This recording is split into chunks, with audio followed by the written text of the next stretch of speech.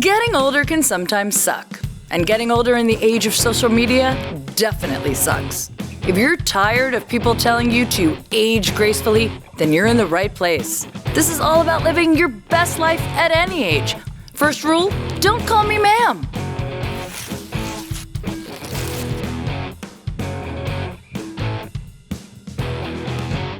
Hey everyone, I'm Jodi Miller, and you are listening and or watching to Don't Call Me Ma'am. Don't call me ma'am. I am so excited for this next guest, and I know I say that every single time, but this time I mean it. The other times I'm just kidding. I'm so excited because I have known you for, 15 years? More? Over 20. Probably over 20 years. We'll get into that. It doesn't feel like that because I look at you and I'm like, oh my God, we're still in our 20s, which we are. She is a best-selling author, a writer, and a coach. And she's also a comic. She's comedic genius. I'm sure we've done a lot of sketches together. We did? Had to have? I don't think I did them with you, but we did them side by side at different stages and stuff. At different stages, somewhere. Where she's very funny, very funny, which I think funny people make the best writers anyway, no matter what they're talking about. Start clapping right now, and by that I mean pull over to the side of the road, because if you're driving and you're clapping, that's dangerous. Start clapping right now for Elle Russ. Yay! I'll clap here. Oh my God. Honestly, I think when I popped onto Instagram and I really connected with you and I was like, oh my God, Elle! And then I saw everything you've done in the last decade. It was like, my mind was blown. I was like, holy shit, please tell everyone what you write about and what you coach about. So accidental writer. So, Yeah. So I just want to let everyone know I never intended on that. Right. And sometimes it happens upon you. You're Yes. calling. Mm-hmm. So I was writing comedy at Acme Comedy Theater with Jodi. I was writing sketch comedy. We were doing improv. Yeah. You were also teaching stand-up way back then. Yes. And so I was into it. The reason I got into comedy in the first place, though, is that I came to LA in 2000, and I was ready to be ingenue, right? Blonde hair, blue, right? You know what I mean? Yeah. Okay, I'm the You're the next person. You're the star. I'm the next one. That's it. I came in and I'm doing it, and I'm getting I'm getting series regular auditions. I mean, like it's like ooh, almost. You're like, this is like, it's easy, guys. It's so easy.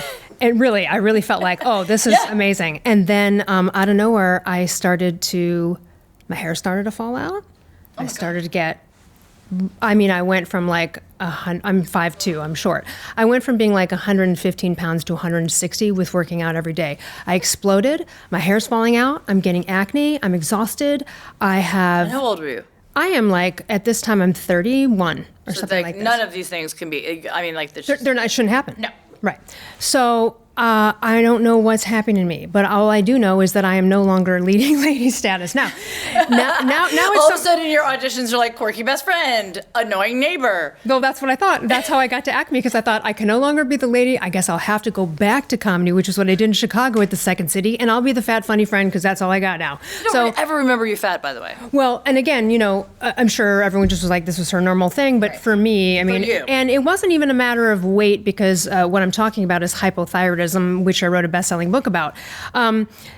It's not just that you gain weight, you literally, it feels like you drank a bottle of MSG every day, like the feeling in your skin, you can't wait to crawl out of it. Right. Your brain doesn't work, you forget words. There's 30, 40 symptoms. So I was really struggling at Acme, and my only outlet was that comedy. My only outlet, I would cry most of the day and then drive into Acme to do comedy, and it was my saving grace. Yeah. So that's what got me into writing the comedy and doing comedy. And then... So you still at this point have no idea what's going on. That's right. I'm going to doctors. And by the way, I go to 24 endocrinologists and experts in LA. I go to Beverly Hills hormone doctors that were like on the back of Suzanne Summers' books for 10 years. I went to everybody. No one can figure it out. They misdiagnosed me. They mistreated me. And so the reason I became a thyroid expert is because I was like, okay, well, no one else is doing it. I persevered. I figured it out so that everyone else doesn't have to now. And then wrote a best-selling book about it. How did you figure it out, by the way? So honestly, it was connecting with women on an online free Yahoo group. Listen to me. A lot of this show, when I talk about aging and aging in the age of social media and how it can be damaging, but it can also be amazing. Yeah. And it's through networks like that where if there wasn't any of those networks at that time, it would be very hard. You'd probably still be searching unless you ran into somebody. It's hard. I'd be maybe dead because Right. the cascade of symptoms, and then you end up a mess. And it was a fellow thyroid patient who now wrote a book. Her name is Janie Bowthorpe. I love to tell everyone about her. She helped me save my own life. It was her and a few other women who had gone through it before that knew better. And this was before social media and everything. And they were on this free, random Yahoo group. And they were just helping other people, like posting their labs and, giving advice. And they helped me kind of navigate and advocate for myself. And I learned a lot of things along the way through experimentation. I actually dosed myself and fixed myself back to health. I take thyroid hormones every day. God. Had to do it myself. Had to order it like black market from another Did you country. Really? Oh my God. Because were you scared? I was frightened because I could not find a doctor to help me, and I live in Los Angeles. And I had the best insurance. I had a PPO. I spent about $15,000 as a broke actor. I didn't have back then, man, girl. I did not have that, and I was doing everything I could. Took every supplement, and it was a mess. Then I figured it out, and I was like, ooh, okay. So I started to figure it out. I started to get better about a year into Acme, and then I'm a little bit better. I'm feeling good. So you're taking medication? Yeah, it's thyroid hormones. So can I just ask you a question? Yeah. When you realized, I need these thyroid hormones, did you go to a doctor and say, this is what I need? And they were like, no, you don't? Yeah, I went to all of those That doctors. is, oh my God. Yeah, they were like, no, I hate that. By the way, we just talked about, I talk about it all the time, but I talk about advocating for yourself. Yes. And you have to advocate for yourself. You have to advocate for your children. You have to advocate, because so many doctors are just going to go by the books. They're, you know what I mean? They are steeped in outdated 1973 thyroid protocols. That's all. That's all there's to it. They just learned what they learned in medical school. The ones that know more, so for people watching and listening, if you are really looking for someone who knows what's up, you are looking for a functional medicine doctor. Okay, now they're not all worth their weight, but you're looking for a truly integrative physician. Functional medicine doctors don't often take insurance. How much is your health worth it to you? People say, oh, no amount, but then they keep trying to go through the HMO system. So at some point, and it's hard, when you have hypothyroidism, you literally cannot think. You cannot recall words. You speak like a dyslexic. You feel cognitively something's wrong with you, and it is, because we have more receptors in our brain for that biologically active hormone T3, which is a thyroid hormone. And that thyroid hormone is related to all your neurotransmitters, everything. So you get depressed. And it's not that you're depressed because your weight's bad. You're depressed, legit depressed. And so then if you go to an uninformed doctor, they try to patchwork the symptoms, and you look like a freaking quilt, and you're like, what are you doing? And so, and same thing, I don't know if you had to do it through menopause, but you have to advocate for yourself. There are lots of places like Kaiser that won't even prescribe testosterone to women, and that's insane. Well, yes. I mean, thankfully, I do have an amazing gynecologist, and I just had somebody on the show who's a menopause expert. Excellent. She's, written 3 books. Great. And yes, but so I've got all that information, but my gynecologist was definitely someone.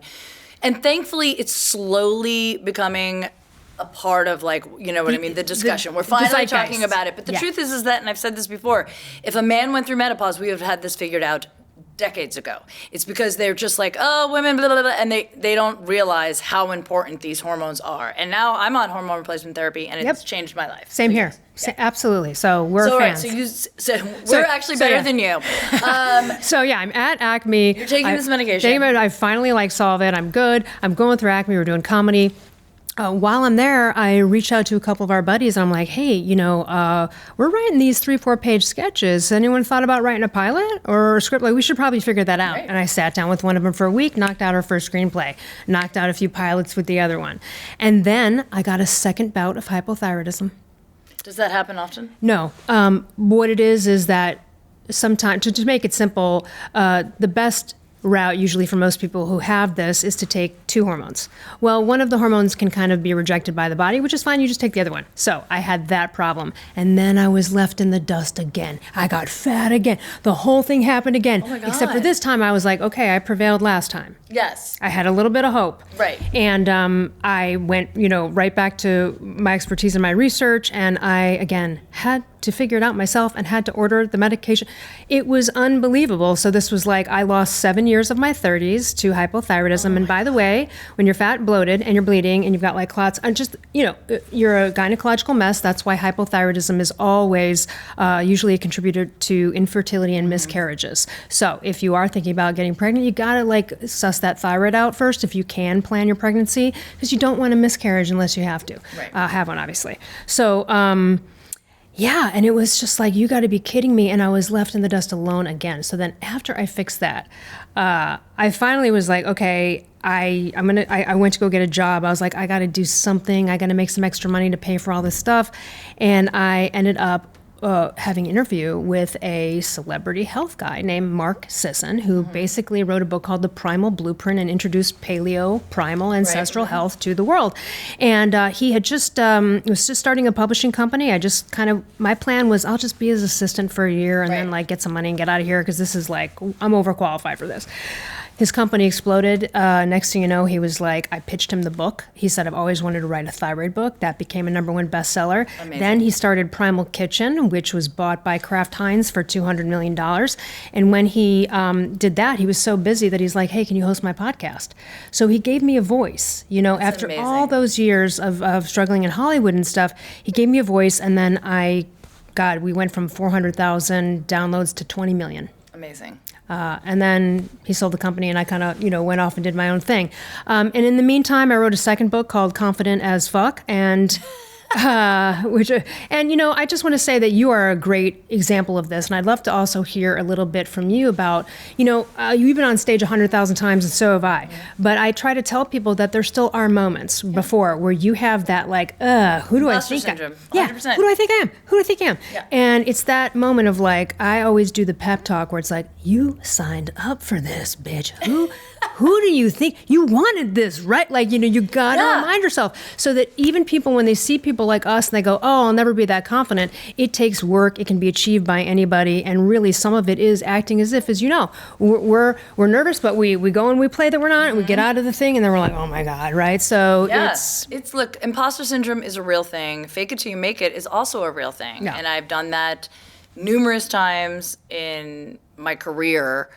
And sometimes it pays off and sometimes it doesn't. And it's a learning curve for sure. Yeah. I think the older you get, you start giving a lot less fucks. Absolutely. Because you get to a place where you're not in your 20s and your 30s and you want to be a people pleaser and you want to like be the person who their hair isn't falling out and you are still getting the lead and lady roles. And then when you're not, you're like, I'll just own the overweight neighbor. Yeah. You're like everything. You're like, I'm just going to own it now. I'm going to go with it. Here I am. Like we just try to do it, but we're still insecure, inside. Then you get a little bit older and you just stop caring as much because it doesn't mean that much. At the end of the day, you're only going to regret not taking that opportunity. Not that you took it and you failed. Always. That's just a fact. There's Always. nobody at the end of their life that is like, I wish I never took that opportunity that failed. They're going to say, I wish I took more opportunities. I wish I took more risks. So you get to a place, and that just sort of happens. I wish it would happen a little bit earlier. It's very difficult. It's very difficult when you're young because even until you're like into your mid-20s, maybe mid to late 20s, your brain still isn't fully formed. So that part of your brain is still like, I need people to like me. I feel really insecure. What can I do? You know what I mean? So it's... And the other one there is not just that. My problem was the opposite. It wasn't about being insecure and getting out there. It was the lack of vulnerability, which is really helpful as an actor, isn't it? Yes, it's very, very helpful. The lack of I have that too, the lack of vulnerability. That is, though, coming from fear. If I'm vulnerable and they get to know me, will they like me? That's right. And will they still think I'm talented? And genuinely, I talk about this in stand-up as far as when I switched over from more of an observational stand-up comic to more of a personal stand-up comic. It was in my early 30s, and it kind of slipped out. I'll never forget, I was at the Improv. I don't know how. I was just kind of doing my regular set, and it kind of just came out. I might have been improvising a little bit with the audience, but I was like, guys, I am still single. It just kind of came out. It was a vulnerable moment, a real moment, and people kind of laughed. I'm like, I know. It's like, what the fuck? Like, I was supposed to be married already. And people related to that and my vulnerability. Yes. And I was like, oh, I got it now. I was able to tap into that and continue on by talking about things. I mean, honestly, one of my favorite quotes of all time is, you can spend 10 years on the couch or 10 minutes on stage. It is whenever I'm feeling like a part of my life isn't working out or something's going on it's not like I'm depressed, I'm sad, even if I'm happy, I want to talk about it on stage. It's therapy for sure. It's therapy for sure, and it's helped me through the toughest moments of my life and the most amazing moments of my life, which sometimes coincide together. But I can only imagine, though, when you've got, you know what I mean, it's it's hard when you're already feeling vulnerable and trying to find your voice to then be dealing with health issues at such a young age. Exactly, You know what I mean? especially when no one really at that no age one- is dealing yes, with these exactly. type of things, right? And now, so like, let's discuss the different types of the thyroid disorders, because Yeah. there's one that people gain a lot of weight, and then one that people lose a lot of weight. which is much more dangerous. So Yeah, I'll my just friend actually has that. Hyperthyroidism. Yes. Does she have Graves' disease? She has Graves' disease, and Okay. she was diagnosed at 50. Was she? Well, she should call me. She's doing well now, though. I mean, Okay, she's good. doing well now. She's on the right, Yeah. on the right of what she needs. But she said it was, up and down, up and down. Yeah. And when I saw her, I was like, oh my God, you're like really thin. She's always thin, but she's like, I have Graves' disease. I was like, okay. Yeah. But she, you know what I mean? Yeah. And it's scary, obviously. Now, Graves' disease also can present itself as you being very fat and bloated, and I'll explain why. Missy Elliott, the rapper, perfect example. Not necessarily anymore, but remember, if we all know her trajectory, she was always kind of a larger one, and she suffered with Graves. So your thyroid, by the way, is just a gland right below your Adam's apple if you're a man, but it's at the base of your neck, and it's in control of the production and regulation of your sex hormones, your body temperature, and your metabolism. So when you have low amounts, you get super fat usually, and when you have high amounts, you lose a lot of weight. What goes along with Graves' disease, though, is you kind of sometimes have bulging eyes. You are pooping a lot more than you should be, and you are hypermetabolic, meaning you are craving a lot of food, and also muscle wasting. So, just a side note, bodybuilders take what I take every day to live to burn fat as fast as they can before a competition. But the problem is they have to offset that catabolic nature of that high level. So we are Goldilocks, not too hot, not too cold. So when you have Graves' disease, you're hot, your heart rate's high, which is why it's more dangerous because you can die. Hypothyroidism is more of a slow death, and but it's accelerated aging and glycation. It's a nightmare, and that is slow, sluggish. Your heart rate will be like 40 and you've never been an athlete. You know what I mean? Which that isn't really good for you either, right? Both lead to horrific circumstances and things that then could kill you because your body's in a state of inflammation. Now, given both of that, Graves is an autoimmune thyroid problem, and we have on the other side something called Hashimoto's. I do not have an autoimmune thyroid problem. I just have a thyroid problem. But you can have an autoimmune thyroid problem, and that means that your immune system makes a mistake and starts to murder your thyroid gland. Like really start to murder it. So in that case, there's so many more things you can do, or you would need to know that so that you can then, there's other options available to you that you want to know, and there's dietary restrictions and protocols you'd want to follow if you have Hashimoto's and Graves as well. So what's interesting is that I always think too, it's usually a celebrity or someone that's been on TV that's like, this person saved my life, a fan saved my life because I was on air and they noticed my thyroid. By the way, I got one of these emails that they saw me on The World's Funniest Weather. I went to a doctor and they said it's fine. But then, of course, they said something that was a little bit disconcerting. I'll tell you in a second. But they're always like, that person saved my life and I had thyroid cancer and my thyroid was removed and now I'm on this medication and X, Y, and Z. I went to my doctor and she's like, it looks fine to me. Well, obviously, we'll just keep checking. But, just so you know, thyroid cancer is a very slow cancer. I'm like, that does not make me feel better. That's not She's the like, answer. That's not the answer that I want. She's like, so if it does down the line, you're going to be fine. But I'm like, okay. But also, like, what? So, it's just... It may be brewing, but don't worry, it's No, slow. it's fine. You're fine. We'll catch up to it. But it was... Of course, when somebody sends you that email, because you hear those stories, they're like, and the email was, it was a message on in my other folder, like, get your thyroid checked. I noticed this. And I was like, all right, settle down. Settle down. Well, the thing about thyroid cancer, and thyroid cancer patients will hate when I say this because they hate hearing it, but it's true. It's the best cancer you can get. It is. And by the way, the doctor told Sounds me that fucked up too. to say that, but it's why, because when it's localized and it's just there, you just remove it and get rid of it, right? Yes. So what happens if they get rid of the thyroid, though? Then you just have to take the Well, here's the thing. So when you get rid of the gland, then you absolutely have to be on thyroid hormone replacement or else you're done. So it's even more imperative that everyone in the world and your family knows, because like, what if you got hit by a car and you were in a coma or like no one knew where you were? That would be the most extreme example.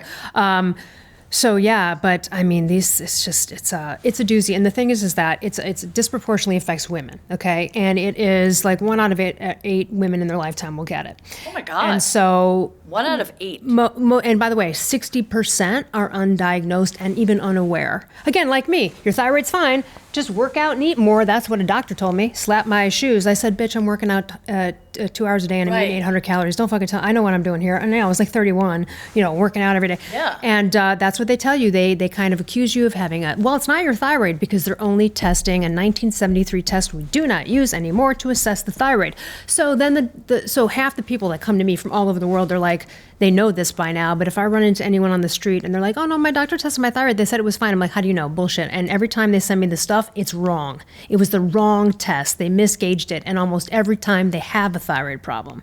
And I hate being right. That's not what I want to be right about, but it usually is the case. And again, it's because 99% of the doctors are uninformed. They're just steeped in 1973 outdated protocols. I was born in 1973. So I don't understand if that, it just doesn't make sense if more and more people are getting diagnosed with this. And there's books now, like your book, that are out there and courses. Wouldn't you think somebody would update that? Well, the American Endocrinology Association. So usually you would want to go to an endocrinologist because they would be an expert in endocrine disorders. And surprise, they're not. So people go, I have to go to an endocrinologist for thyroid. I'm like, don't. It's the worst practitioner. They're really steeped and they are indoctrinated. Okay. They're really indoctrinated because they're like, how could I have gone to Harvard and then spent extra years to go to endocrinology and not know everything that I know? And the way that you can tell is because my personal doctor will have a patient who's working with an endocrinologist. He will request a couple of tests and the doctor gets all ego about it. Mm-hmm. Why would you get ego about it? Why don't you care about the patient? Why do you care? No one's ripping on you, man, because he doesn't know what the tests are and he feels embarrassed and ashamed as an endocrinologist. So he's like, I don't know why this doctor's, and you're like, dude, where's the patient? A lot of it's ego. Right. And that is the problem with this stuff. So now, I will commend myself for making a mark. People have come out since then. All over the world, pretty much people know about me. I've had clients in 20 plus countries, and then everyone else started getting on it. The word is a little bit more out there. What is tough is that people may know information, is the application of it and the nuances, and you have to have a real expert who's been through this. The best-selling thyroid authors were written by patients, not surprisingly. Of course. Yeah. I feel like that's with a lot of things, but that's what you should be looking for, I believe. And by the way, who went through it and who survived and who figured it out. And having said that, we're not shitting on all doctors because there are some amazing doctors out there that, not only save so many lives, but also recognize, hey, I might not know everything about what's going on with this, like something's happening here. But I'm open to learn. Yeah, I'm hoping to learn. I'd like to educate myself. Like my gynecologist was straight up like, I am deep in the menopause world right now, mainly because she's also entering menopause. So she took it upon herself to know, like, as a gynecologist, we need to be more educated about that because more and more women are coming to us for hormone replacement therapy and I want to address their cancer, issues, their fears, and I want to address what each drug does for you. Like she started me on the lowest patch, which is what you should do, test the baseline, build it up, see what you need. And she talks to me while she's still educating herself on all of the latest things, all the things. I love her. But there are a lot of doctors, I'm sure, also with like thyroid issues that are also doing that. It's finding them or working with someone that can help you find them wherever you live. I'm assuming you definitely do that as a part of like what you offer. Like if somebody comes to you, yes, what do you offer in your coaching program? Oh, it depends. Most of them are working with a doctor. So either I'll help them find a doctor if they need that. But what I do is here's the key. It's not necessarily about finding the right, you have to find a good doctor, but if let's put it this way, someone told you had a disease, learn all the fuck you can about it, man. What would you, don't put your health in the hands of someone else. You go learn everything you can about that because when you go in and you learn, let's say it's through me, let's say you take my course, your masterclass, and you're like, okay, I read my book, I know enough. Then you have armed yourself with knowledge to go in there where they're willing to practice medicine with you. Mm-hmm. And you need to get them to practice medicine with you. And here's the tough thing about this. You're broken down, you're sick, your brain's not working, you're depressed, it's a mess. And then you go in there and you get patronized by a doctor. And then it's really hard to speak up and you're afraid because they are supposed to be there to help you, right? And so this is a scary situation. But you got to be no shit about it. You really do. It's your life. It's your life. And if you don't work with that doctor anymore, then so be it. Move on to the next. I went through I remember at the time, I put in my book, a family member was like, one of these days you're just going to have to listen to one of these doctors. And I'm like, no, I don't. And I'm glad I didn't. Yeah, I absolutely. don't think I'd be here, really, to be honest with you. So how quickly, once you started taking like the medication, the hormones, did you start feeling better? Immediately. So Must have been very validating. it is very validating. So depending, assuming you're given the right combination dosage or whatever, it is also like HRT. It is HRT, right? It's just for Yes, thyroid. it is. So the way that you do it is also like we would do it. You don't just give a woman 3 milligrams of testosterone. You start off at 1, and right. So that's we start off at a low dose. You get tested, and then once you reach your optimal dose, you're good to go. That can happen as quickly as 3 or 4 months. You could be done with the whole thing if you really get on it and follow the protocol. The most complicated situation would be a woman going through menopause who has Lyme disease and EBV and thyroid. Okay, going to take a minute, but the thyroid will be the first thing to get fixed, and the other stuff will be. It's also like, who did you piss off in a former life? Right, like what kind of karma? So there's that, and it's the weakness that you have. It's this low self-esteem, literally because you don't have like the mental When you're not wherewithal. feeling well, you're depressed. And when you have brain fog on top of that, you're depressed. That's It's right. like depression is no joke. It will stop you in your tracks. You will not be able to get off the couch, let alone advocate for yourself and do the research. But you definitely You have to. need to. You have to. Or find a buddy who can be find your someone, person to do it with absolutely. you. And now what I'm saying is like, even when you started looking at it, there wasn't as big a community online as an online or a social media. Like you can find groups, people, Reddit. You can literally. You get free podcasts. You can just listen. Actually, Podcasts, exactly. I'll tell you what. I had a woman who called me and she goes, "I listened to every interview you've ever done, and I figured it out. Great. I love that. If you don't have to buy my book and you can listen to 100 interviews, and you piece through it, and you kind of figure that. Then great. Then I did my job." So what do you teach in your course? So I've got a couple of courses. I've got a confidence course, and along with that comes a course called Communicate, which is about writing, speaking, and self-promotion. It's just a little bit of like a rundown because people don't know where to start. Like, if I want to write a screenplay, or what do I do here? But confidence is based on my second book, Confident as Fuck, and that's like a 14-hour course that gives you my book, and it takes you through really specific life examples. This is not a book of acronyms and to-do lists. This is like, give me a real life shit. Like, tell me a scenario that I can relate to. Give me a scenario right now. Give us a scenario. Oh, I've got so many. Here's a great one. So I'll just use a very simple one. So I had a woman in a confidence course that I taught. She was 56. She's now 58 and is a best-selling author. So she really kicked ass after that. So her name's Barbara Diaz de Leon. She's a women's health coach. And now this may sound silly to some people, but some people struggle with a confidence that we would look at and go, that seems like simple. For her, it was that she had been getting her hair cut for 10 years by the same woman, and the woman was giving her a cut, I don't know how you call it, where you cut up on the bottom. Blunt, like this way? Yeah. Right, instead of a blunt cut, Yes, it was it's like like this. this way, yes. Right, and she didn't like it. But here's the thing. People who aren't confident feel that every speak up is a confrontation. Yep. So here she was afraid. Now, so some people would be like, oh my God, it's just your hair. Like, get over it, but it's real. Yeah, some people would, but women get that. Some people cannot. It's harder to break up with your hairdresser sometimes than it is like your partner. I've heard that like a million times. Or you don't want her to be mad at you because you're like, oh, right. she's fucking with your hair. You know what I mean? She's like, oh, you didn't want this cut? Exactly. You're like, oh, now I have bangs. Now I regret taking Elle's. Thanks, Elle.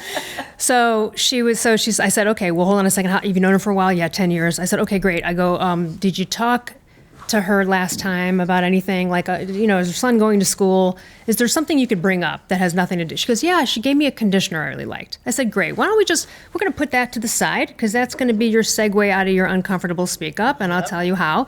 So, and I said, well, we're in this course. You're going to actually have to go do it.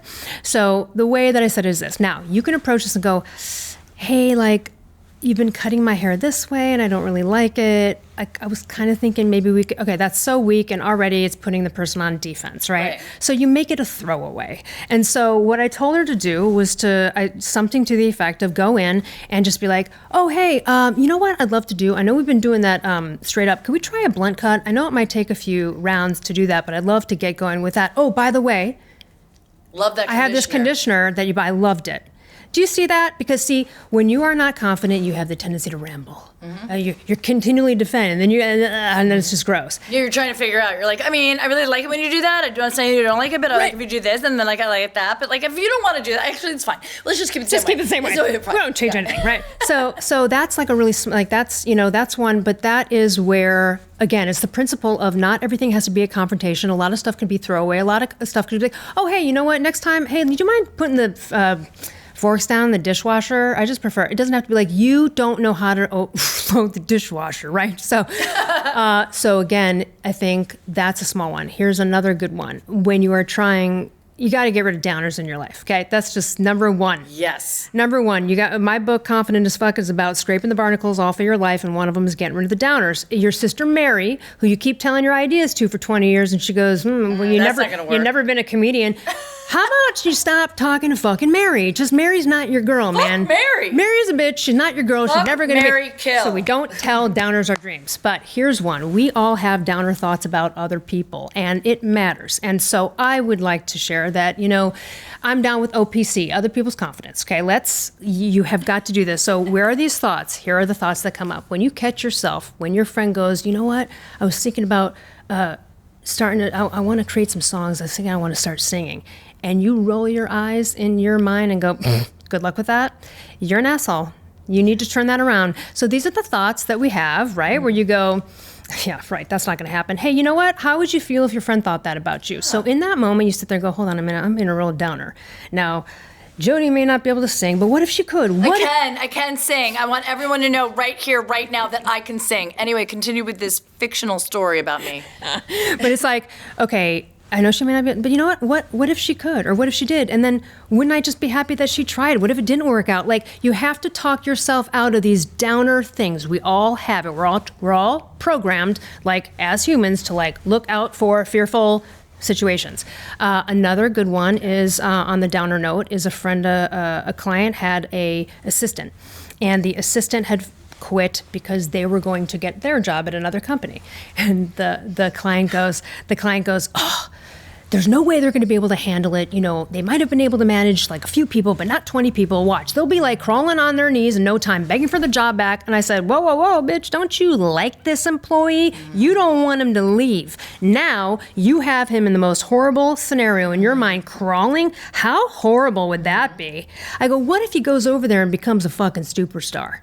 Yeah. What if he, okay, so we look at that scenario and some people go, well, Elle, what does it really matter? Candace's thoughts about her employee going into because he's got 2 weeks left and you don't think that's palpable? You don't think you can feel that energy? How about going in there with that kind of vibe? When we talked through that, she at the end was like, you're right. Oh my God, like I don't. No. It's just an ego reaction to her feeling threatened and losing her assistant. But what a nicer vibe to turn that into so that the next 2 weeks, and guess what? He did become a superstar a year later. She told me he rocked it. And that's great. And you want that. And it is okay. I definitely found from my own experience when I coach someone, mentor someone, or, they're writing, underneath me, they're like, they're working with me. I'd like to say with me, and then they go on and they do, what I was doing or whatever. It's so much nicer to be like, I'm so happy for you. I'm going to really miss you. Like, selfishly, like, I'm upset because I'm not going to get to work with you anymore, but I fucking want you to kick ass. It feels so much better to say. Acknowledge that you're sad that this person is leaving you. That's human. And that also makes them feel really good. Yeah. Makes them feel like really valued and important. And then, you know what I mean? Instead of giving him side eye for the next 2 weeks. Like, oh, okay, well, all right, thanks. And that's what a lot of people do. They turn it into a weirdness because that's what they're feeling. They're just like scared of losing this person. That's right. And it's a weird judgy. And then they're like, okay, well, thanks for the short notice, even though it's like 3 months notice. Like, you're like, what? I gave you like a year notice. But like, that's what happens. I've worked for people like that. It's funny that you brought up those examples, especially the one with the hair, because I have an example. I think this is just from being able to read people and my own confidence that took a long time. I think I've always had confidence. I think some people are actually born with confidence. Some people need to work on their confidence, and people that have been born with confidence we still struggle a lot. And I remember just being able to read this. I can read people pretty well. And somebody that I worked for, he was a very emotional human being and volatile sometimes, as people can be in the creative, space. And very, as you know, I know. So there's just so much like, you know what I mean? And they're feeling, they're always feeling judged and whatever and very ego-based. Anyway, someone else on my team was in charge of like pitching him ideas in the morning as he was driving into work a lot. So they pitched him ideas and they would it was the first day they came back and they were like, oh my God, everything was shot down. Really good ideas for stuff. And I was the head writer at the time. So I was like, no. Let me do it. Let me just do it. Not that I didn't think they were doing a good job, but I knew what we were dealing with. So the next morning when he called in, the first thing I did was mention he had posted a video about his daughter, who was a very talented human being, very talented singer, and I went on and on about how great she was. What is she doing? What showed her plans for college? And he was in such a good mood, so happy talking about it. Every single idea I pitched went through. Every single one. 100, because you prefaced it right. It's just, you can tell when someone's mood is down, and it's okay to lift their mood before getting to whatever you want to get to. That is a great technique that I think people really should start to implement when you're working with people, when you're, and by the way, it's not like, I mean, for whatever reason, I've definitely worked with people that are normally just open and receptive and happy, but they're having a shit day. I don't want to work with you creatively and pitch ideas to you when you're in that mood. So either let's try to get you out of that mood, or let's just meet another day. It's totally fine. Let's just do it another time. 100%. It's totally fine. And I remember the moment doing comedy. I was out here already, and I think it was at the Comedy Union so long ago. And I was having those like, oh God, are they even going to like me? Even though I knew my material was great. What the fuck? This crowd doesn't seem like my crowd. And then there was a part of my voice that was like, who gives a shit? This is what you love doing. Your job is to make people laugh. If it happens, it happens. If it doesn't, it doesn't. You'll figure out if that joke works. It doesn't matter. Just have fun. You had no choice. You signed up. You're there. Exactly. I'm here. Get on stage. I mean, you do have a choice. You could leave. And then you definitely didn't do well. Like, you didn't do well then. And you can't tell if you did well or not. Absolutely. But you get up there, and I just sort of let it go. There was a part of me that was like, let that shit go. And there was like that was a turning point. I've had a lot of turning points in a lot of different areas of my life, but comedy definitely one of them. And I just was like, let it go, and I was a different comic after that. Yeah. And then another different, and you know what I mean? It just goes on and on and on. But these are such important lessons. Oh my God. Well, you were talking about, you mentioned that you think sometimes people are born with confidence, and there's a part of that. We're all actually born with confidence. Yeah, you're right. Have you ever seen a little kid be like, mine, give me that? Like, they have no shame, right about that. However, then you get chiseled away because, like, then your parent beats you or something, and then you go to parent beats you. Just a parent beats you. Horrible. Or like a teacher tells you you're worth nothing, and then you get, and then you just get chumped on throughout your life, and it's just brutal. I think, honestly, but you need it for boundaries. You need it to navigate every single relationship. You will not be able to move forward in life with any success without confidence and self-esteem. But what I do want to say is that it's actually what confidence is, because people are like, what is it? It's not the boisterous bully. That's not them. They're actually insecure if they're bragging about their, like, who they know in Hollywood, right? That's an insecure person. Let me tell you who I know. Yeah, exactly. Let me name drop. But it is really the sum of the thoughts you think and the actions you take. That's all confidence is. And those are within your control. I've seen people do a 180. I've got a friend in town who had to go years and years ago. He's 50 something now. He had to go get a social coach to go out with him so he could go talk to the worker at Starbucks or whatever. Wow. Now that's most people are not there. Yeah. But if you met him now, you would never believe he was debilitatingly shy. It is achievable. It, just like you said, might take some more work for others. Of course. But it really is just the sum of the thoughts you think and the actions you take. Because I know there are so many people out there like, I'm just not like that. And you're like, Also, I'm not like Jodi Miller. They're out there. Guess what? One of my best friends, most confident mofo you've ever met, quietest person in the room. Yeah. One of the best confidence moves ever is that. Of course. And so, don't discount the quiet guy and feel bad for him. He may just be enjoying his own company, watching everyone at the party in the corner. Right. And then I want to bring up a couple more confidence examples if you don't mind. Of course, my God. Here's another good one. Confident people don't justify and like over explain. So we get into this a lot where someone's like, oh, hey, I was wondering if you could go do this thing, and then you want to say no, and now the no is a 5-hour answer. I can't, I've got to take my daughter to school, Hey, just, everyone, we don't care, right? And it actually makes you look bad when you keep, it's like, just say you can't do it. Just say, hey, I'm not available. Thanks for asking. So watch that. I think we've all been through it. You're writing an email and you're like, what the fuck am I doing? And then it's just 2 sentences, but it was 5 paragraphs and you're explaining your whole life and you're like, what am I doing? So that's something you can catch yourself doing. And if you're doing that a lot, that's a tip. Here's another one. I had a friend who reached out and they said, hey, will you look over my offer letter? Like they had been given an offer by a corporation for a salary and they wanted to counter offer for more money. And I read it and I said, there is one paragraph in here I would cut out. Can you guess what it is? And he said, no, I cannot guess. Is it this? Is it that? And here it is. It was the paragraph where he said, I have a daughter going to college, a second one coming in. It's a lot of, expenses. Okay. Here's the thing. You never argue why you need the money. You only argue why you're worth the money. Period.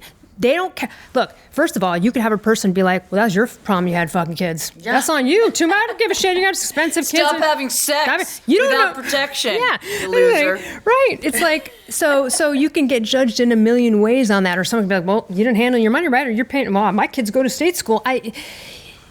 It also is such a weak move. That is not why we're hiring you. You need to give me the reasons on your counter offer as to your characteristics and qualities as an employee. Yeah. So this happens a lot where people are giving reasons, like, giving not why you need it, why you're worth it. Did he get it? Yes, he did. Excellent. And it's like one of the best jobs he's ever had. I mean, to be honest with you, I struggle with that. That's where I lack in the confidence department, and I catch myself, and I'm very aware of it. I'm very grateful that I actually have an agent who handles like negotiations with me, and thank God she does. And that's what I pay her for, because it is hard for me, not that I don't know my worth, but yes, to do it in the fear of getting turned down and whatever. I've gotten better at it for sure as I've gotten older, but I am that person that now I will start the email, and then before I send it, I edit it and I get it down to where it needs to be, because I'm like, they don't need that. This is it. Cut. And by the way, that's okay. I can write it out and then delete it. You know what I mean? And I think it's good to by the way, I use that for a lot of things. If you're having a disagreement with somebody or you're upset about something or whatever, and you throw out that first draft, you sort of just fire that out. Yeah. Don't send it. Don't send it. My thing is be careful on the send. Yes, be careful, because a lot of people fire out an emotional email, and hit send without even thinking, especially when you're on your phone. You're just like, or a text. Mm-hmm. Give it a second. Yep. Take a minute. There's no rush. Yep. You know what I mean? And then you can look at it. You always regret it the next day. You're like, I need. Exactly. And most of the time you're like, I didn't even need to send anything. You didn't need to send anything. Sometimes it's nothing. Yeah, it's just I'm always about that. I've learned that lesson many times painfully, and I totally... that's a tough one, yeah. It is a tough one. And again, yeah, it's like confident people, you're not confident in, I know a lot of for real confident people, but still have areas of their life where they're like, ugh. You can be confident in one area, yes, not another. Absolutely. You can totally be, here's the thing. You can speak on stage to 50,000 people and you can get off and literally not be able to talk to your girlfriend. And this is another point. I'm glad you bring this up. So you never gauge someone's confidence on their career or their outspoken ability, their public speak. Don't gauge my confidence just because I'm here. On comedians, by the way, a lot of comedians appear confident and are not. Look at the amount of comedians that struggle with addiction. Yes. That have taken their own lives, that, you know what I mean? Mm-hmm. We think just because they're making jokes. The truth is that comedy plus time, tragedy plus time equals comedy.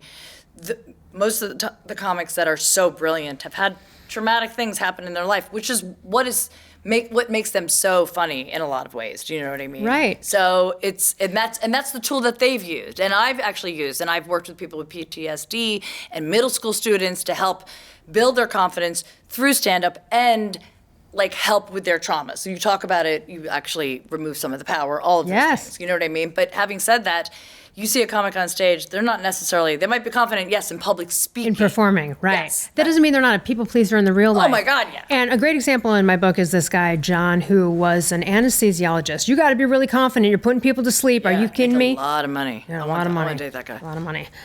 You don't want to date that guy, actually, after I tell you about it. I don't want to. So he's an anesthesiologist. He's a spear fisherman. Oh my God, do you know how herring that is? That's 5 miles out in the ocean. You're stabbing a 150-pound tuna, wrangling. I mean, that's really ultra confident. And he also was a good-looking guy. But here's the thing. Gross. He couldn't even have a conversation with his neighbor. And I'll tell you what it was about. His neighbor was doing some work on his house. And John had just cleaned his house. And he was like, oh my God, my neighbor is doing all this pressure. I just cleaned my house. I have to pressure wash again. And he's getting into this whole thing in his head. Again, when you start having conversations and arguments in your head that have never happened yet, this is a real... Oh, we'd love to do that. This is a real sign of that. And so I talked to him and I said, hey, is your neighbor a nice guy? Is he a dick? I don't know why you're afraid of him. And he's like, no, he's really nice. And I go, so... what's the problem? He goes, well, I don't know. I'm just I go, why don't you say something? I'm afraid, I don't know. I don't want him to think I'm a jerk. I go, okay, so this guy's so nice, but you feel if you say anything. And again, here's another non-confrontational. I said, how about, what if you just went up to him and go, oh, hey man, I see you're doing work on your house. Would you mind if your workers could put down some tarps or something to protect my house? Because I just pressure washed it. Yeah. Right? He goes, that sounds so easy. And I was like, holy shit, that is easy. And for a week in his head, just... all upset about a fake situation. So then he actually goes to the neighbor, he says, and guess what the response was? Oh my God, sure. In fact, if my workers get stuff on your house, I'll pay to re-pressure wash your house. Amazing. And he was so amazed that this turned out, and that's the guy. You look at that guy and go, oh, he's confident. No, he's not. That's a people pleaser. You don't want to date that guy, right? So you don't want to misgauge people's confidence. It's really about the character and how they're working, how they're speaking up in their life, not what they do for a living. We misgauge this a lot. It's so funny that I actually think, now that you've actually broken it down a lot, I would assume, yes, an anesthesiologist and a spear fisherman actually probably does have a problem talking to people. One job, he puts them to sleep, and the other one, he's fucking out Killing 5 miles spearing fish. They're not talking to him. He's spending a lot of time in the quiet. That's right. And also in the operating room, no one's talking to him. He's monitoring. He's very smart. He's very confident that he knows what to do, but no one's talking to him. If they do wake up, then he's not doing his job. And if a fish talks to him, then he's got $1 million fish. But I mean, I think But it just goes to show you, yes. Careers don't equal positions. Status does not equal confidence. And same goes the other way. If you think someone's shy or whatever, they may be more confident than the person that's outspoken.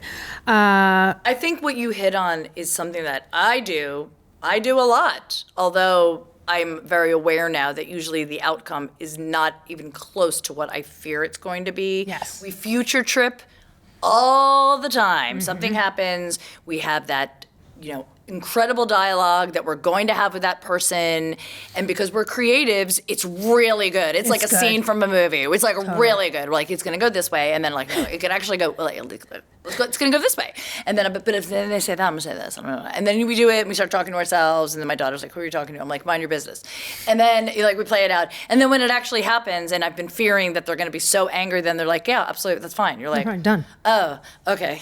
No, it's not like I thought about it for like the last week. Right. But it happens, and everyone does it. I actually don't know anyone that hasn't had that internal dialogue, to be honest with you. We all do it. It's just a matter of how long, how often, and how is it hindering your life in any way? Because then if you're not speaking up to get you want, you mentioned earlier, like, well, if you've never tried anything, people ask me, they say, well, but like, what if it doesn't work out? I'm like, well, then you're right back to where you are right this moment. Right. So, Exactly. I mean, okay, so you fail.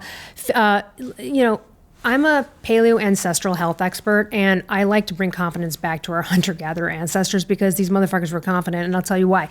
They didn't have time to wallow in self-pity and victimhood. It was onward and upward. Can you imagine, Jodi, 2 guys hunting back in hunter-gatherer days, they don't catch the beast, and them sitting around like, I don't know if I should hunt anymore. Like, do you think I'm good at it? Like, maybe, I don't know. Be like, no, they just devise a new plan and move forward. Right. It was onward and upward. Failure was feedback. So, what has modern living done to us? It's given us this frickin' luxury. Wallowing in self-pity is a luxury. And we need to get more back to that onward and upward. Because listen, if that water hole was tainted and Joe died or the water is bad, you think they're sitting around crying for a week? Animals are coming, baby. They're out of there. They're like, let's get going, move. Get no one's got, Now, if the hunter and gatherers didn't get a kill, one of them probably killed the other one because it's his fault. But I think it's like, you know what I mean? Like, we don't want to go back to their human rights, but we do want to go back to some of this sort of like, again, we don't have selection pressures now. We don't have to worry about food and safety and all this stuff. So we have all of this time. It's like a modern luxury. And I think if you get more back to failure being feedback, you're going to be willing to fail more and you're going to have more successes. Fail as soon as you fucking can. I mean, I say that all the time, especially with stand-up, with people that are starting stand-up. I always, this is a perfect example. Isn't that the first teaching of improv where you're like, we're all going to fail? Well, I don't say it off the bat because then people will be like, why am I taking this class anymore? I think I do acknowledge how scary it is because, just so you guys know, public speaking is the number one fear. Dying is number 2. Public speaking is number 1. Mm-hmm. Now add on that extra pressure of trying to make people laugh. It's fucking terrifying. Having said that, it's also pretty exhilarating. Now, what I bring up is I encourage comics that are taking this journey and they want to do comedy to have a set where they bomb or they fail sooner rather than later. And the reason I say that is because when I started my comedy journey, I was in New York and I was doing it for about 8 months, and it was like a show once a week or every other week, and I brought all my friends out, and all of those shows went really well. I thought, I'm amazing. Like, everything I say is fucking funny. Oh my God, I'm 25, and I'm killing it in this comedy game. It was great. And then I got asked to do this show, Stand Up New York, by Sunda Kronquist, who's amazing. She's out here, she's amazing. Anyway, she had me do the show. was the Femme Fatales, and I get there, and it was I was the only white girl, is what I'm saying. And I was Jersey white, which means my hair was bleached blonde on top and dark underneath. It was the 90s. Yeah, and that was a look. It was a strange look. And I got there, and the crowd was just a more difficult crowd. None of my friends were there.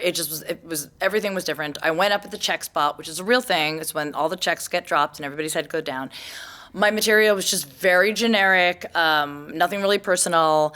I got a lot in my head, but I held my ground, and I got through the 7 minutes with like nothing. Not a laugh, not a giggle. People were actually, like, women were like, are you looking kidding at me? me? If you're driving right now, I'm like, the face, like, are you fucking kidding? Who the fuck is this bitch?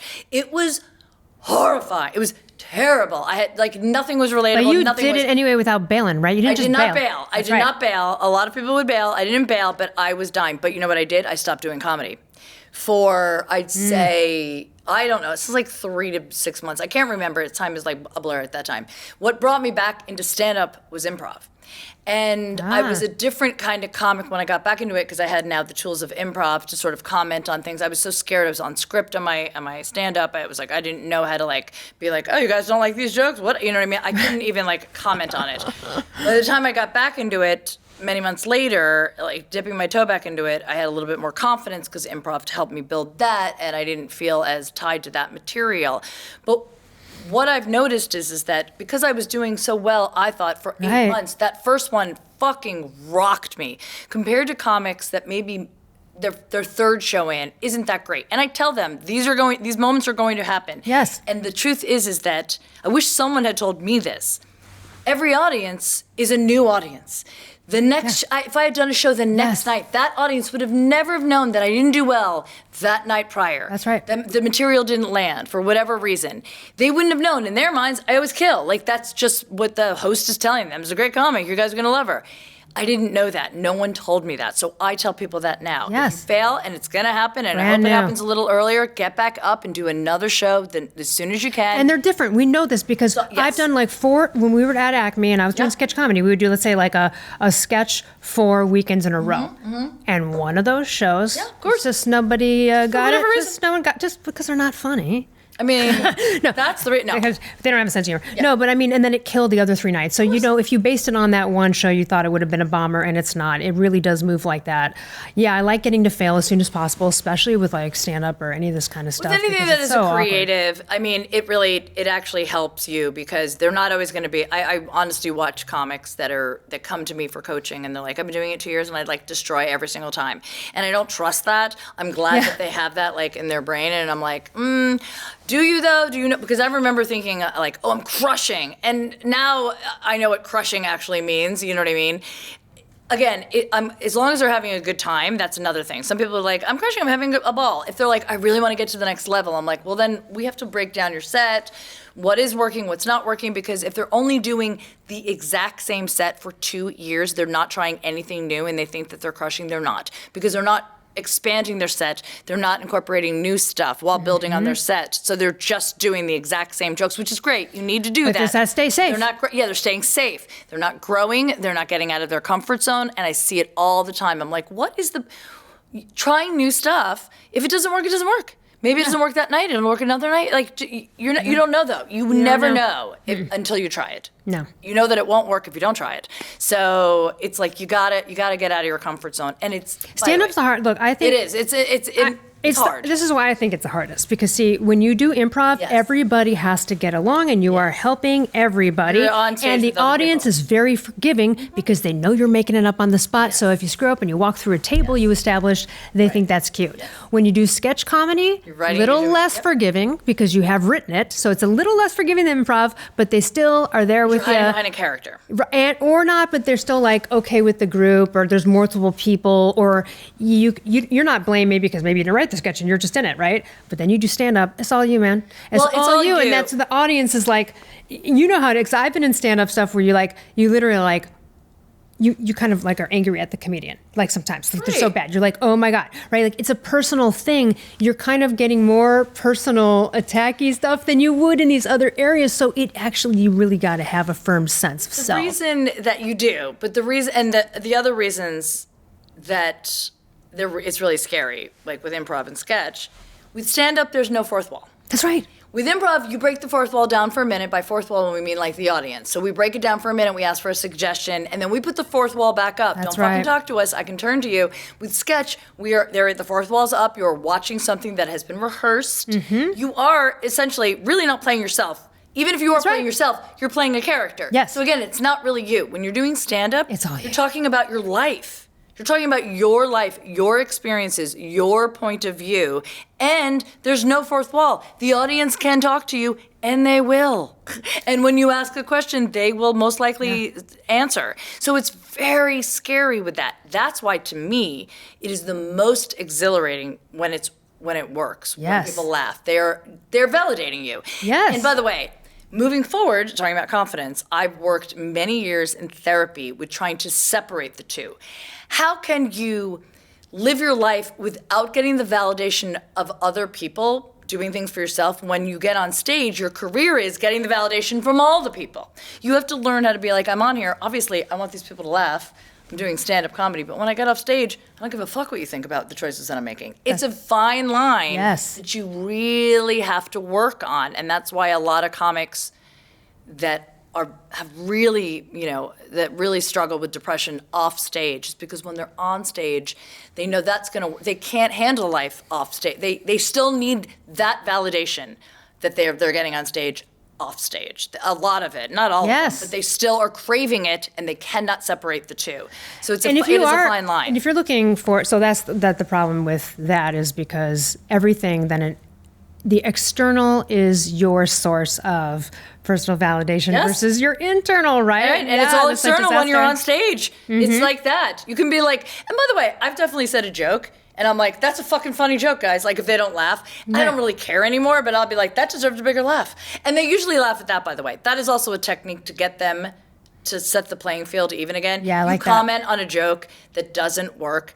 I'm not going to say 100% of the time, but 99% of the time, the audience laughs. And what you're doing is you're resetting that. You're resetting them. Now you're coming off of a laugh, and you can go into the next joke with a laugh. And also, I want to say, so in these moments, every audience member has felt awkward and embarrassed for someone who's been up there. Oh, right? it's more painful for them. It's more painful for them, which is why you've got to do the confident thing. I saw a showcase of stand-ups in Burbank a couple of years ago, and one of the girls got up there.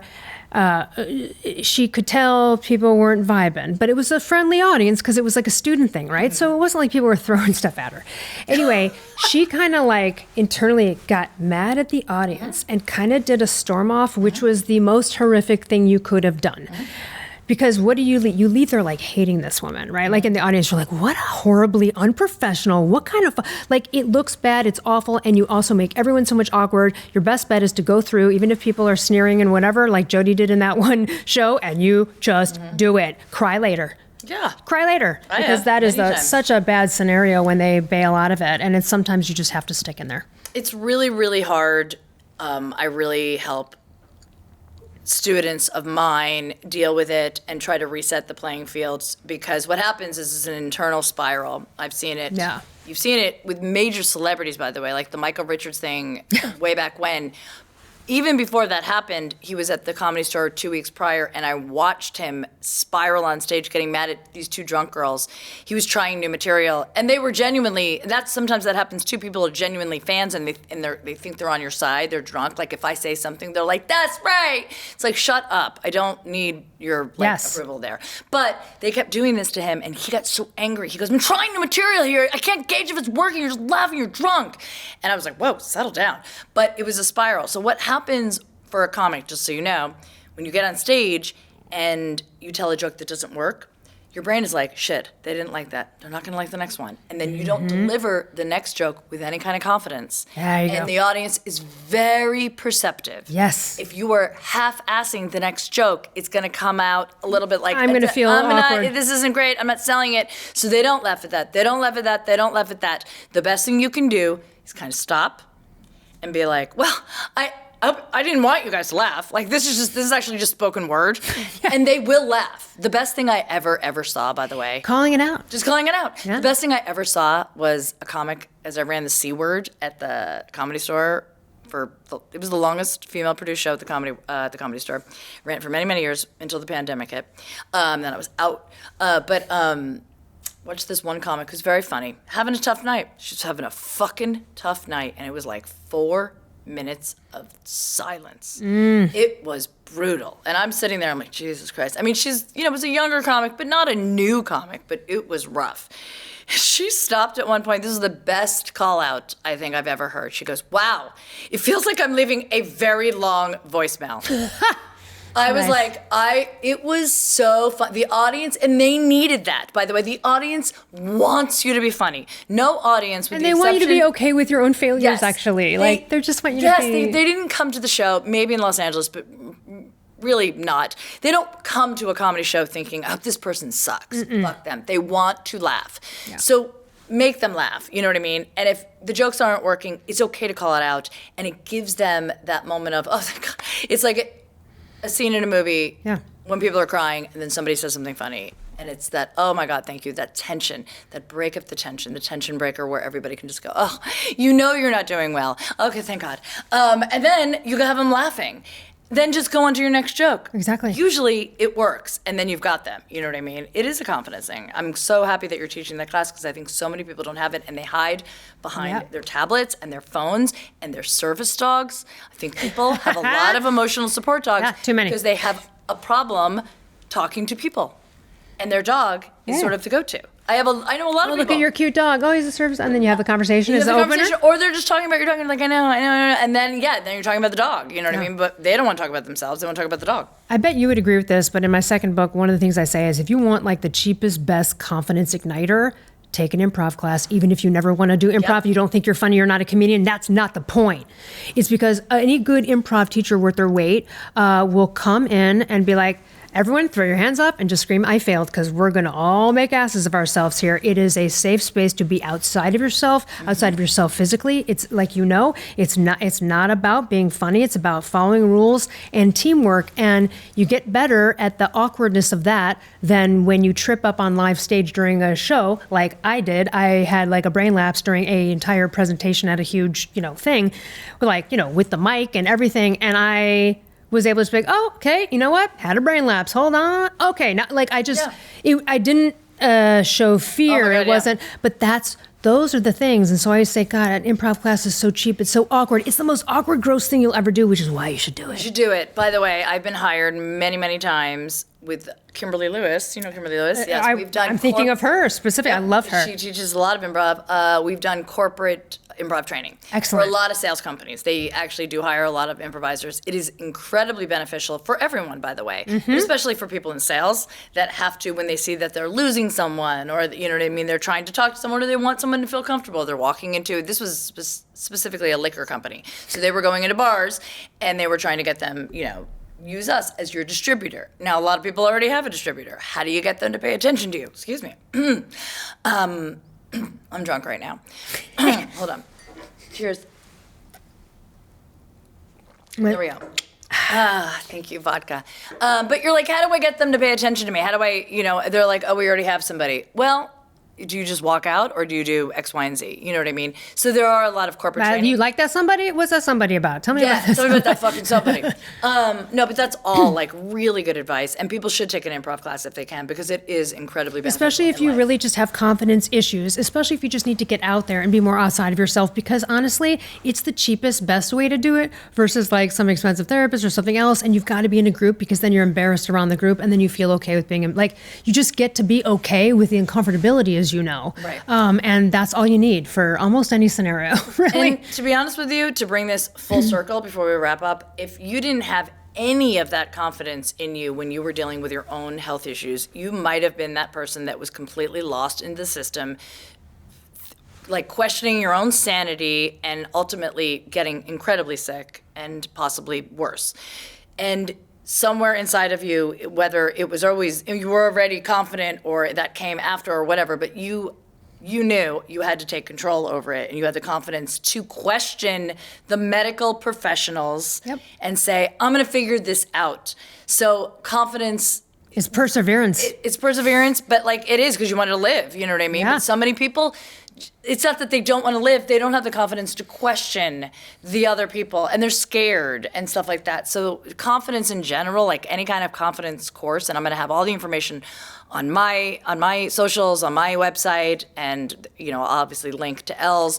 But I think the confidence overall is the message because it saved your life ultimately. It's always the message because confidence is the thoroughfare and the baseline for everything, right? It's the confidence to go out and find a loved one and have a good relationship, make friends, ask the boss for the raise, all of these things. One quick thing I just want to share because I get this a lot, which is I'm a very direct, no shit person like you. You're Jersey, I'm downtown Chicago. We're not having any of it, right? So people are very intimidated by personalities like us often, and I get it. When people are going to a boss to ask them for a raise or something like that with someone like me, they're often fearful. They don't want to, they know they're not going to like get yelled at, but they're scared. And I would just like to impart that one of the things we love about confident people when we trust them is we can see their confidence in themselves almost, and we trust it, right? You don't hire a non-confident person to be on your team for anything, even like when you're a kid playing ball. And so I guess I just want to impart that. Now I lost my thought. She's drunk too. I'm drunk too. Dealing with people like us. Thank you. That brought me back. We only admire and respect people who don't fear us. So that's an act as if. You got to come prepared, but you got to be bold because you're likely to get more money than you even wanted in the beginning because we're so impressed and we're like, we got a superstar right here. Yeah. So I know it's tough to kind of speak up to people like us, but short of them being awful people, and you could just tell they're direct and you're a little intimidated because they're an alpha female, just know that when we sense the fear from you, we're not going to trust you as the employer or want to give you a raise if you're like, absolutely. But if you come in and you're like, hey, you know what I mean? We're like, okay, yeah. I mean, oftentimes you'll get more than actually that you bargained for. So just know that we're not really intimidating, but in order to be respected and admired, you actually have to speak up. You have to. I always tell people, I'm never going to get mad at you for asking for something never. that you feel like you deserve. No one's going to get mad at you for that. Yeah. For sending the email like, hey, I'd like to be considered for this position. That's right. I'd like to be on your show. I get that from comics. Can I reach out to this booker? Can I reach out to this headliner and let them know that I'm available to feature if they need me? I don't think I'm like, well, they're not going to get mad at you for asking. Never hurts to ask is the story of my life. Yeah, honestly, I've never met one comic at every level. I know like mega superstars and people that are just, that work the road or people that are just starting out. But like I've never heard of anyone being like, can you believe this fucking asshole asked me if they could host the show or whatever? What a fucking dick. Never. No. Me booking shows, I never get mad at someone's like, can I do your show? Can I do your show? And they keep asking me. That's right. You know what I mean? If I can't have you on, I'll tell you I can't have you on this show. Maybe right. next time. If I don't want to have you on, I'll just be like, I'm not sure this is the right show for you. Whatever. Ask me. I respect you so much more. There you go. Having said that too, this is a totally sort of different thing too, which I notice and I try to do. Daily if I remember it, because I've got mom brain and menopause brain. If I notice someone that looks like they're struggling with like confidence or something like that, I always find it really, it's just such a kind thing to do. If you have the opportunity, don't go out of your way like a creeper and be like, I like your sweater. But like, I noticed somebody at a register and I'm like, your nails are beautiful. Their confidence in that moment of them being like, oh my God, thank you so much. I did it for the holidays or whatever like that. It's such a kind thing to do. I love that. That's like a piece of advice I got a long time ago is to compliment someone when you can, because you don't know what day they're having. And even if they're having a great day, they just feel, and by the way, you don't have to be like, well, there's nothing I want to say nice to this person. If the moment arises, then it happens naturally and organically. Giving someone else a compliment, my God, it boosts their confidence just for that moment. And then they can go back to suicidal thoughts. We need to do it more with our friends. We need to do it more with our friends. Because see, you all have this thought about a friend. You're like, God, she's fucking brilliant or whatever. And like, how often are you telling them that? Not. And you need to do it more. And so like, I do that a lot. And that's another thing. It doesn't mean they're down or they're even weak. It's just like, when's the last time you told your friend, you know what, man? You're a badass, by the way. Look at all you're doing. Or what? Like, just shoot out, give a little shout out somewhere. Yeah. Tell me right now that I'm a badass. You are a fucking badass boss babe girl bitch. Yeah, I love it. I am. You are too. That's why you're here. Also, you just so glad to be here. So proud of you as a fellow human being. All these years watching your trajectory, the perseverance, the consistency, the never giving up, the loving what you do. This is what it's about. I'm getting goosebumps all over my body thinking about it because I was driving in here and I kind of got teary-eyed. So proud of so many of our so many of our co-comedians, peers. our And peers, yes. and I love that. And because you've been teaching sketch comedy for at least 20 years. Stand-up. Stand up. Yes, yeah. Yeah. Yeah, long time. I mean, yeah, I've it's been amazing. doing that a long time, writing a long time. I mean, but you're right, I look at so many of us, they came up together, and while everybody went in a lot of directions, and some stayed in the same directions, I am also incredibly proud of all the amazing things that people have done. Yeah. So tell everyone where they can find you. You can just go to elleruss.com, ELLERUSS.com, and everything's there. And I've got, freebies and stuff that you can jump into, courses, master classes, or you can privately coach with me if you needed help in any of those areas. So, I mean, call her, because she is me. amazing. Thank you guys so much for listening and or watching. I am Jodi Miller, and guess what, guys? Never call anyone ma'am. Definitely not us. Look at Never. us.